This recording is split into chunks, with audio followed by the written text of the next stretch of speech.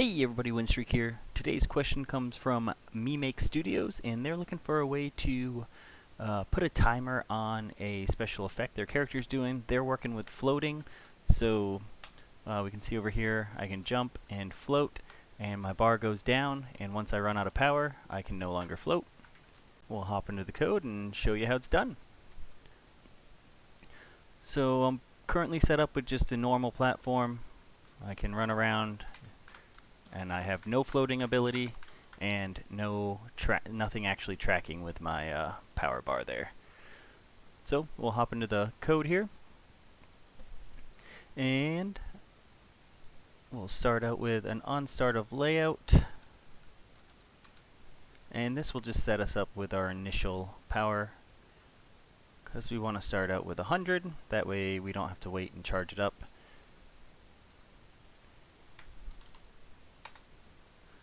And then every tick, we're going to be looking to slowly increase our power bar if we're not floating, and quickly decrease it if we are floating. So we'll do an every tick, and we're going to do it based off of if shift is down. That'll be our float key. You can obviously set it to whatever you need under keyboard, and key is down, shift.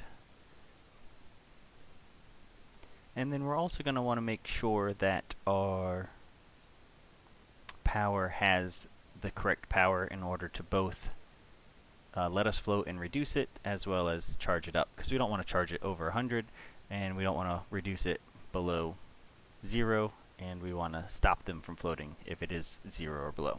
So we'll do a power bar greater than 0, since this one is going to be 2 float. And then essentially I'm going to want the same thing but for the opposite of floating. So if I'm not floating, then it will go down. And we're going to change this to make sure it is less than 100, because that's going to be my cap. And obviously if you want to make these variables, you can throw them as a global and track it that way. That way there can be like power-ups in the game or whatever to allow you to have a larger power bar here. But for mine, we'll just do a set number, and then we are going to change our global power bar setting. So this one we will be floating, so we're going to want to subtract from, and I believe I am using delta time correctly, but I haven't used it too much, so you might want to do a little extra looking into it before you just fully trust me on the delta time. But this should have it go 60 ticks, or 60 numbers per second here. And then we will do an increase on the other one, and we will do it only 6 ticks per second.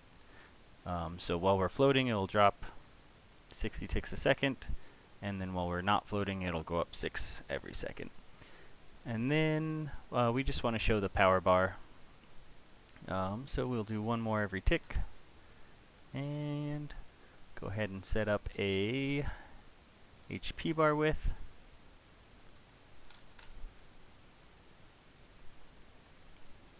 And again, since I'm just using a power bar with 100 as the maximum, I don't have to do any equation in there, so we'll just drop that to get my percentage, and then multiply it by the width of my power bar, which is 240.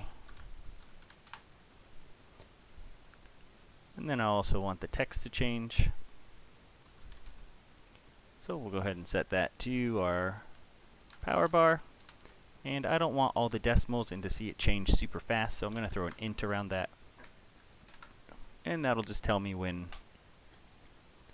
I have a full number change. So we can hop in here, and I am not actually floating. I should add that. We only remove our power. So now we just need to hop into keyboard again, and shift key is down, and we'll change the vector Y, and just pick -75. I think that's, yeah, that's a nice slow float upwards. And oh, something's not working here, so let's double check the code. It doesn't stop me. And I didn't add a check on here to make sure I have the power required. So we'll just throw that on. As long as we're greater than 0, we can keep floating. So here we go. We can float on up, and it drops us. Alright. Oh, I hope you enjoyed and that helps you out. Let me know if you have any questions, concerns in the comments or on the forums. Have a good one.